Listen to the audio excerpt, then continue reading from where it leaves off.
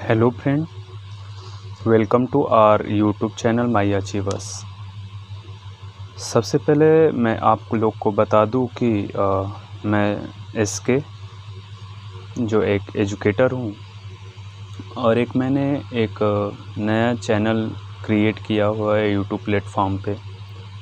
जैसा कि नाइट के टाइम में मुझे कुछ समय एक्स्ट्रा मिल जाते थे, तो मुझे ये लगा कि नहीं, आप लोगों से ये सारी चीज़ें साझा करनी चाहिए।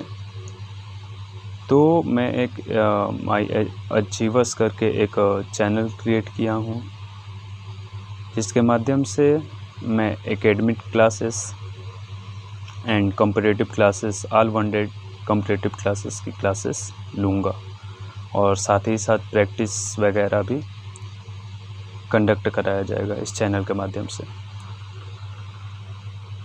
तो सबसे पहले मैं आप लोग के समक्ष ये कहना चाहता हूँ कि हाल फिलहाल स्थिति को देखते हुए सीटेट आया है, सेंट्रल टीचर एलिजिबिलिटी टेस्ट।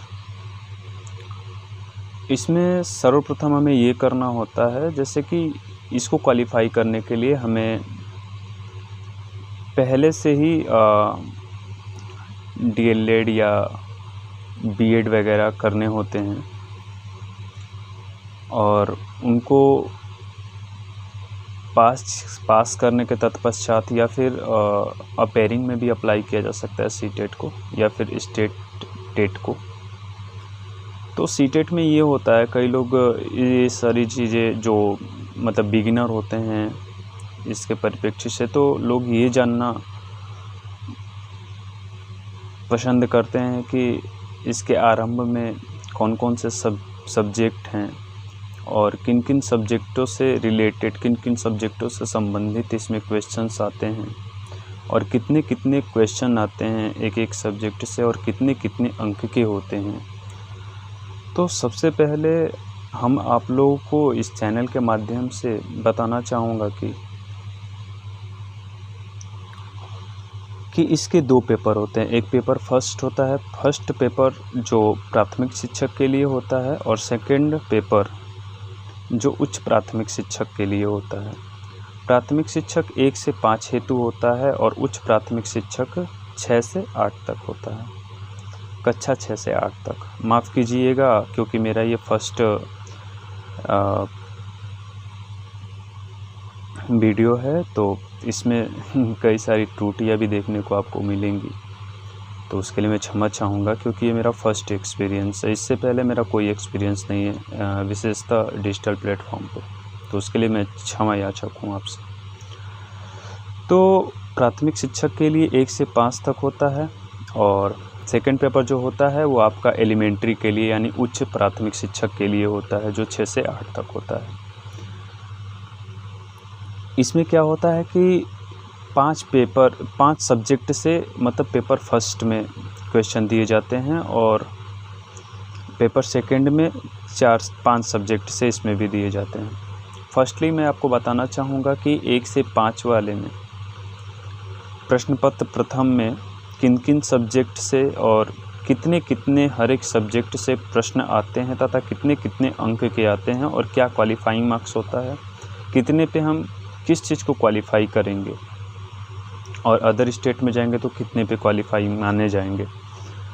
तो सबसे पहले मैं आप लोग के सामने आप लोग के साथ ये साझा करना चाहूँगा कि 5 सब्जेक्ट होते हैं। 5 सब्जेक्ट जो 30-30 क्वेश्चंस के मतलब पाँचों सब्जेक्ट से 30-30 क्वेश्चंस के 30-30 क्वेश्चंस आते हैं, 30-30 प्रश्न पर आते हैं जो 30-30 अंक के होते हैं। यानी कहने का मतलब संपूर्णतः ये है कि एक प्रश्न एक अंक के आते हैं, ठीक है।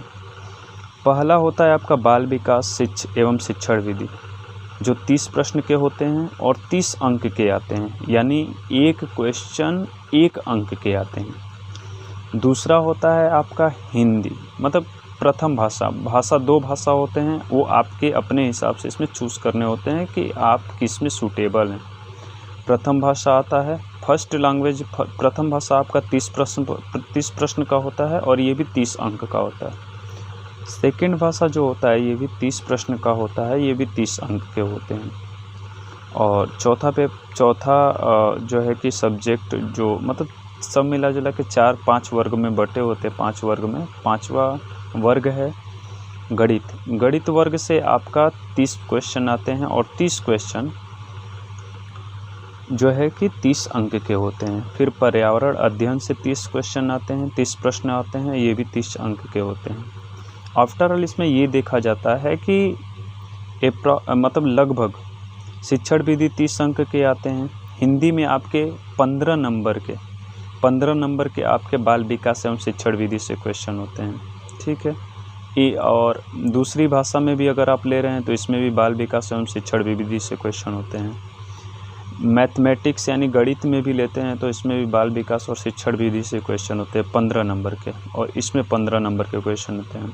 आफ्टर ऑल देखा जाए तो इसमें आपका 30 क्वेश्चन ये आपका CDP से हो गया, बाल विकास एवं शिक्षण विधि से हो गया।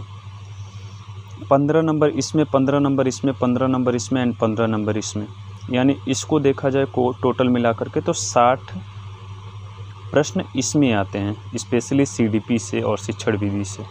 यानी 15 नंबर का ही भूमिका प्रथम भाषा का होता है और द्वितीय भाषा में 15 नंबर का ही भूमिका द्वितीय भाषा का होता है और 15 नंबर आपके CDP से होते हैं। फिर प्रथम भाषा में भी 15 नंबर CDP से होते हैं। फिर मैथमेटिक्स में गणित में भी आपके 15 नंबर क्या होते हैं, CDP से होते हैं और 15 नंबर गणित से होते हैं। फिर 15 नंबर आपके पर्यावरण अध्ययन से होते हैं स्पेशली, और 15 नंबर पर्यावरण अध्ययन से ही रिलेटेड होता है, संबंधित होता है, और जो संबंधित होता है वो भी CDP से ही होता है, ठीक है। तो इसमें कुल 150 प्रश्न होते हैं और 150 अंकों के होते हैं, ठीक है। और दूसरी चीज़ ये है कि अगर सब मिला जुला करके हम देखें तो अगर हम कायदे से CDP पढ़ लें, ठीक है, तो हमारा काम बन जाएगा। CDP पढ़ लें तो हमारा काम क्या हो जाएगा, बन जाएगा। इसमें उत्तीर्णांक के लिए क्या होना चाहिए, उत्तीर्णांक आपका 82 मानता है। 82 मेरे ख्याल से 83 आयोग आपका 83 मानता है। 83 यानी 150 में से 83 मार्क्स अगर आपके आ गए तो आप उत्तीर्ण हो गए, केवल अपने स्टेट में। अगर आप OBC और SC ST से हैं तो, ठीक है, OBC या SC ST से हैं तो। लेकिन यही आपके अगर आप अदर स्टेट में जा रहे हैं तो ये 90 मानेगा। 90 आपको उत्तीर्णांक चाहिए, किस में से, 150 में से। 90 उत्तीर्णांक चाहिए 150 में से, ठीक है। परीक्षा की अवधि होती है 2 घंटे। परीक्षा की अवधि 2 घंटे होती हैं, समझ में आया।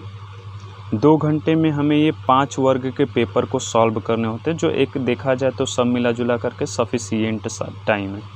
अन्य राज्य में हमने आपको बताया कि 90 चाहिए होता है, ठीक है, 90 चाहिए होता है अगर हम दूसरे स्टेट के लिए अप्लाई करते हैं तो। और अपने स्टेट में 83 और जनरल को 90। जनरल कैटेगरी से जो बिलोंग करते हैं वो 90 और जो OBC SC ST से बिलोंग करते हैं वो 83।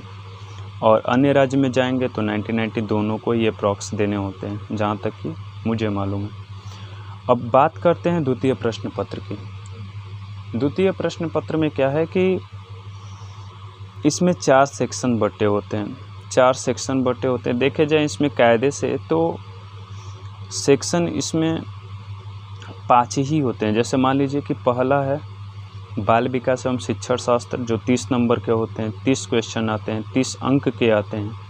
प्रथम भाषा 30 क्वेश्चन 30 प्रश्न आते हैं, 30 अंक के आते हैं।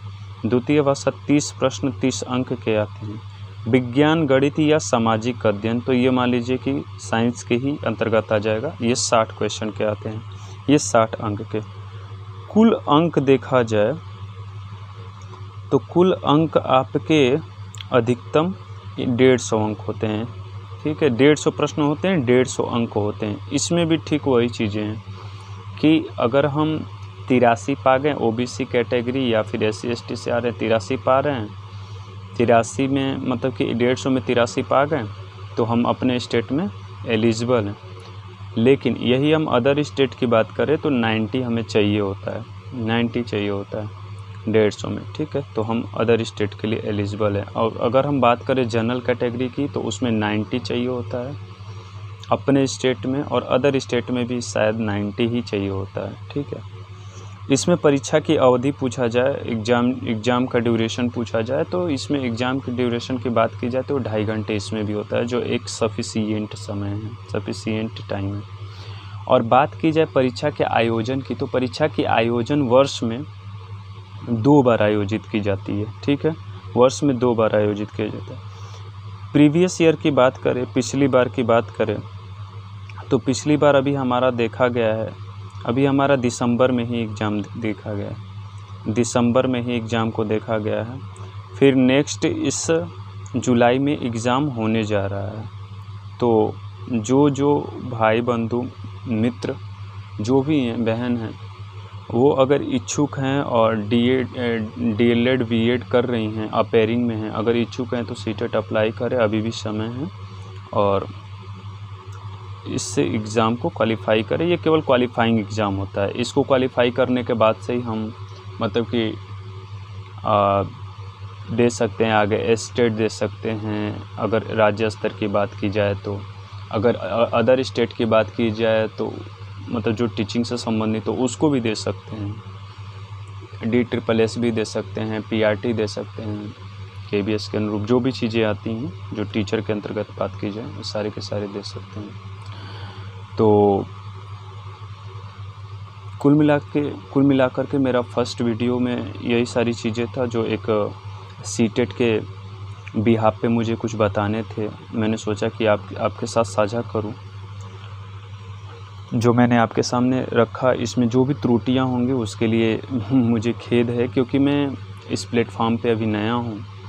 तो धीरे धीरे त्रुटियां सुधार करने का प्रयास किया जाएगा और होगा भी। आपका सहयोग अपेक्षित है। और ठीक है, मिलते हैं नेक्स्ट वीडियो में।